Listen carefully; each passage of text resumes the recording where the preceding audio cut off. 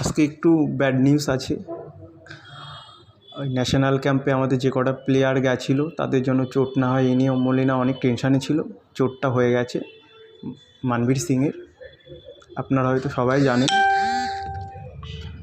মলিনা যেটা নিয়ে ভয় পাচ্ছিল সেটাই হলো। আর আপনাদের মনে আছে আগের বছর ন্যাশনাল ক্যাম্পে আশিক কুরনায়নেরও একটা চোটের প্রবলেম হয়েছিল, এসিএল ইনজুরি। সেও একটা বছর মাঠ থেকে, হয়তো তার আগের বছর হতে পারে, এই সিজনটা তাও 2-3টে ম্যাচ খেলতে পেরেছে, তাও মাঝে মাঝে চোটের প্রবলেমে থাকে। কতটা প্রবলেম হয় আমাদের, যেটা নিয়ে ভাবছিল। মানবীরের চোটটা বেশিটা গুরুতর নয়, মানবীরের চোটটা তেমন একটা গুরুতর নয়। ওই পাওয়ার লিফটিংয়ে করতে গিয়ে পাওয়ারটা একটু বেশি ছিল বলে হয়তো মাজায় চোট লেগে গেছে।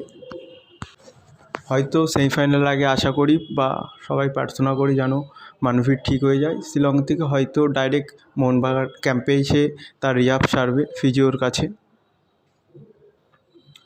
আর সাহালও অনেকটা ফিট হয়ে গেছে, কয়েকদিন পর থেকে হয়তো সাহালও ফিট মোহনবাগান ক্যাম্পে জয়েন করে প্র্যাকটিস শুরু করে দেবে। এটাই জানানোর ছিল বন্ধুরা। আর ভিডিও বানাতে পারছিলাম না, একটু প্রবলেম ছিল বলে। আর লিগ শিল্ডের ম্যাচের দিন আমরা মাঠে গেছিলাম, খুব আনন্দ হয়েছিল। আর ভিডিওটা ভালো লাগলে শেয়ার করবে, কমেন্ট করলে সুবিধা হয় ভিডিওটা বানাতে, যে কী বিষয় কী বৃত্তান্ত। Thank you. জয় মোহনবাগান।